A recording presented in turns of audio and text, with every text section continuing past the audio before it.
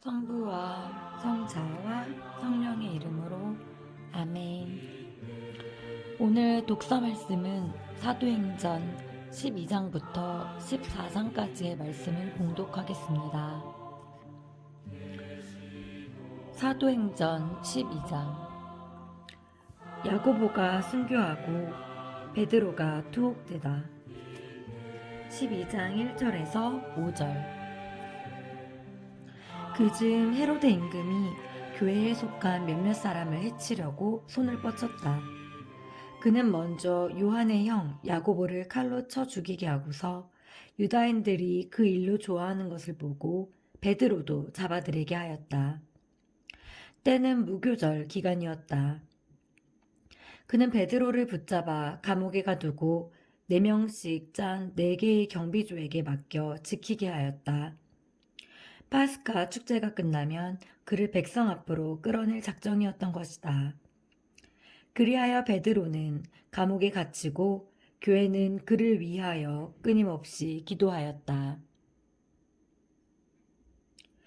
베드로가 감옥에서 기적적으로 풀려나다. 12장 6절에서 19절. 헤로데가 베드로를 끌어내려고 하던 그 전날 밤 베드로는 2개의 쇠사슬에 묶인 채 2 군사 사이에서 잠을 자고 있었고 문 앞에서는 파수병들이 감옥을 지키고 있었다. 그런데 갑자기 주님의 천사가 나타나더니 깜빵에 빛이 비치는 것이었다. 천사는 베드로의 옆구리를 두드려 깨우면서 빨리 일어나라 하고 말하였다. 그러자 그의 손에서 쇠사슬이 떨어져 나갔다. 천사가 베드로에게 허리띠를 메고 신을 신어라 하고 이르니 베드로가 그렇게 하였다. 천사가 또 베드로에게 겉옷을 입고 나를 따라라 하고 말하였다. 베드로는 따라 나가면서도 천사가 일으키는 그 일이 실제인 줄 모르고 환시를 보는 것이려니 생각하였다. 그들이 첫째 초소와 둘째 초소를 지나 성 안으로 통하는 쇠문 앞에 다다르자 문이 앞에서 저절로 열렸다. 그래서 밖으로 나가 어떤 거리를 따라 내려갔는데 천사가 갑자기 그에게서 사라져버렸다. 그제야 베드로가 정신이 들어 이렇게 말하였다. 이제야 참으로 알았다. 주님께서 당신의 천사를 보내시어 헤로데의 손에서 유다 백성이 바라던 그 모든 것에서 나를 빼내어 주셨다. 이러한 사실을 깨달은 베드로는 마르코라고 하는 요한의 어머니 마리아의 집으로 갔다. 거기에는 많은 사람이 모여 기도하고 있었다. 베드로가 바깥문을 두드리자 로데라는 하녀가 누구인지 보려고 문으로 갔다. 그 하녀는 베드로의 목소리를 알아듣고 너무 기뻐서 문을 열어주지도 않고 안으로 달려가 베드로가 문 앞에 서 있다고 알렸다. 사람들이 너 정신 나갔구나 하는데도 그 하녀는 사실이라고 우겼다. 그래서 사람들은 베드로의 천사다 하고 말하였다. 베드로가 줄곧 문을 두드리자 사람들이 문을 열어 그를 보고서는 깜짝 놀랐다. 베드로는 그들에게 조용히 하라고 손짓한 다음 주님께서 자기를 어떻게 감옥에서 끌어내 주셨는지 이야기하였다. 이어서 이 일을 야고보와 다른 형제들에게 알려주십시오 하고 이르고서 그곳을 떠나 다른 곳으로 갔다. 날이 밝자 군사들 사이에서도 베드로가 없어진 일로 적지 않은 소동이 일어났다. 헤로데는 베드로를 찾다가 찾아내지 못하자 파수병들을 문초한 뒤 처형하라고 명령을 내렸다. 그리고 유다를 떠나 카이사리아로 내려가 그곳에 머물렀다. 헤로데가 죽다. 12장 20절에서 23절. 헤로데는 티로와 시돈 사람들에게 몹시 화가 나 있었다. 그리하여 그들은 뜻을 모아 헤로데에게 갔다. 그리고 임금의 시종장 블라스토스를 설득하여 화평을 청하였다. 그들의 지방이 임금의 영토에서 양식을 공급받고 있었기 때문이다. 정해진 날에 헤로데는 화려한 임금 복장을 하고 연단에 앉아 그들에게 연설을 하였다. 그때의 군중이 저것은 신의 목소리지 사람의 목소리가 아니다 하고 외쳤다. 그러자 즉시 주님의 천사가 헤로데를 내리쳤다. 그가 그 영광을 하느님께 돌리지 않았기 때문이다. 그리하여 그는 벌레들에게 먹혀 숨을 거두었다. 바르나바와 사울이 안티오키아로 돌아가다. 12장 24절에서 25절. 하나님의 말씀은 더욱 자라면서 널리 퍼져나갔다. 바르나바와 사울은 예루살렘에서 사명을 수행한 다음 마르코라고 하는 요한을 데리고 돌아갔다. 사도행전 13장. 바르나바와 사울이 선교사로 파견되다. 13장 1절에서 3절. 안티오키아 교회에는 예언자들과 교사들이 있었는데 그들은 바르나바, 니게르라고 하는 시메온, 키레네 사람 루키오스, 헤로데 영주의 어린 시절 친구 마나엔, 그리고 사울이었다. 그들이 주님께 예배를 드리며 단식하고 있을 때에 성령께서 이르셨다. 내가 이를 맡기려고 바르나바와 사울을 불렀으니 나를 위하여 그 일을 하게 그 사람들을 따로 세워라. 그래서 그들은 단식하며 기도한 뒤 그 두 사람에게 안수하고 나서 떠나보냈다. 키프로스에서 선교하다. 13장 4절에서 12절. 성령께서 파견하신 바르나바와 사울은 셀레우키아로 내려간 다음 거기에서 배를 타고 키프로스로 건너갔다. 그리고 살라미스에 이르러 유다인들의 여러 회당에서 하느님의 말씀을 선포하였다. 그들은 요한을 조수로 데리고 있었다. 그들이 온 섬을 가로질러 파푸스에 다다랐을 때에 마술사 한 사람을 만났는데 유다인으로서 바르예수라고 하는 거짓 예언자였다. 그는 슬기로운 사람인 세르기우스 바오로 총독의 수행원 가운데 하나였다. 총독은 바르나바와 사울을 불러 하느님의 말씀을 듣기를 원하였다. 그러나 그리스 말로 마술사를 뜻하는 그 엘리마스는 총독이 믿지 못하게 막으려고 그들을 반대하고 나섰다. 그때에 바오로라고도 하는 사울이 성령으로 가득 차 그를 유심히 보며 말하였다. 온갖 사기와 온갖 기만으로 충만한 자, 악마의 자식, 모든 정의의 원수, 당신은 언제까지 주님의 바른 길을 왜곡시킬 셈이오? 이제 보시오. 주님의 손이 당신 위에 놓여 있소. 당신은 눈이 멀어 한동안 해를 보지 못할 것이오. 그러자 즉시 짙은 어둠이 그를 덮쳐 그는 사방을 더듬으며 자기 손을 잡아 이끌어줄 사람을 찾았다. 그때 그 광경을 본 총독은 주님의 가르침에 깊은 감동을 받아 믿게 되었다. 피시디아의 안티오키아에서 선교하다. 13장 13절에서 52절. 바오로 일행은 파포스에서 배를 타고 팜필리아의 페르게로 가고 요한은 그들과 헤어져 예루살렘으로 돌아갔다. 그들은 페르게에서 더 나아가 피시디아의 안티오키아에 이르러 안식일에 회당에 들어가 앉았다. 율법과 예언서 봉독이 끝나자 회당장들이 그들에게 사람을 보내어 형제들이여, 백성을 격려할 말씀이 있으면 해주십시오. 하고 말하였다. 그러자 바오로가 일어나 조용히 하라고 손짓한 다음 이렇게 말하였다. 이스라엘인 여러분, 그리고 하느님을 경외하는 여러분, 내 말을 들어보십시오. 이 이스라엘 백성의 하느님께서는 우리 조상들을 선택하시고 이집트 땅에서 나그리 사례를 할 때에 그들을 큰 백성으로 키워주셨으며 권능의 팔로 그들을 거기에서 데리고 나오셨습니다. 그리고 약 40년 동안 광야에서 그들의 소행을 참아주시고 가나안 땅에서 7민족을 멸하시어 그 땅을 그들의 상속재산으로 주셨는데 그때까지 약 450년이 걸렸습니다.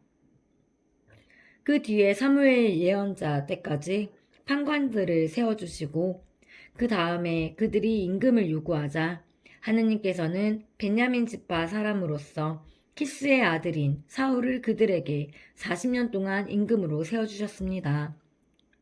그러고 나서 그를 물리치시고 그들에게 다윗을 임금으로 세우셨습니다. 그에 대해서는 내가 이사이의 아들 다윗을 찾아냈으니 그는 내 마음에 드는 사람으로 나의 뜻을 모두 실천할 것이다. 하고 증언해 주셨습니다. 이 다윗의 후손 가운데에서 하느님께서는 약속하신 대로 예수님을 구원자로 이스라엘에 보내셨습니다. 이분께서 오시기 전에 요한이 이스라엘 온 백성에게 회개의 세례를 미리 선포하였습니다. 요한은 사명을 다 마칠 무렵 이렇게 말하였습니다. 너희는 내가 누구라고 생각하느냐? 나는 그분이 아니다.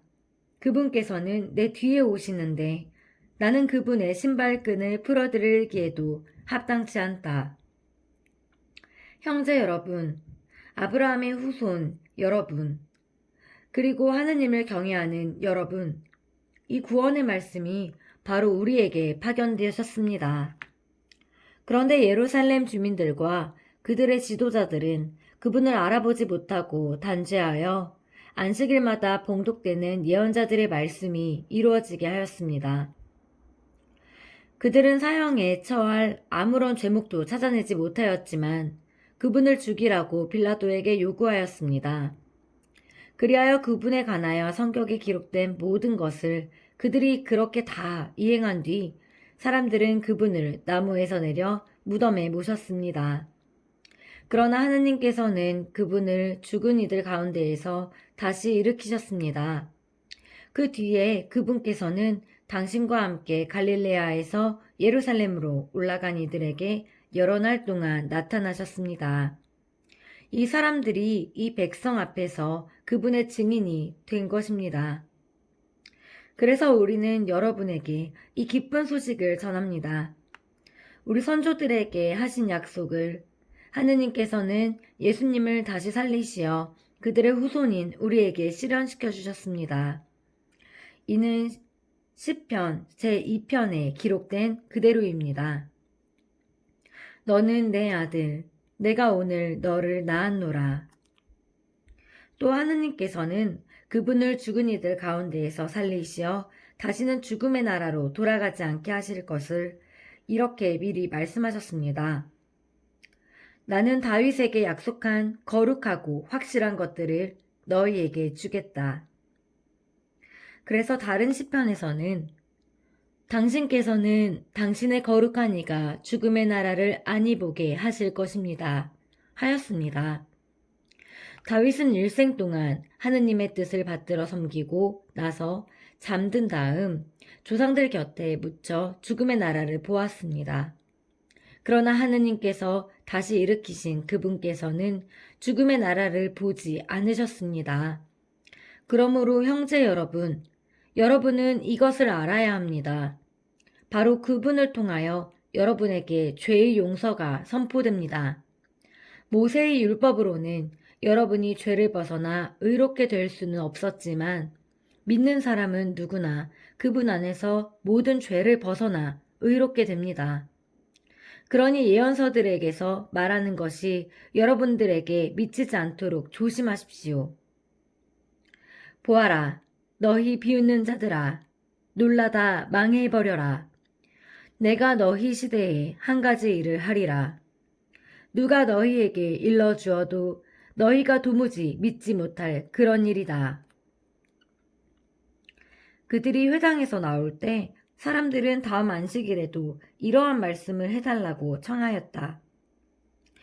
회중이 흩어진 뒤에 많은 유다인과 유다교로 개종하여 하느님을 섬기는 이들이 따라오자 바오로와 바르나바는 그들에게 이야기하며 하느님의 은총 속에 계속 충실하라고 권고하였다. 그 다음 안식일에는 주님의 말씀을 들으려고 도시 사람들이 거의 다 모여들었다. 그 군중을 보고 유다인들은 시기심으로 가득 차 모독하는 말을 하며 바오로의 말을 반박하였다. 그러나 바오로와 바르나바는 담대히 말하였다.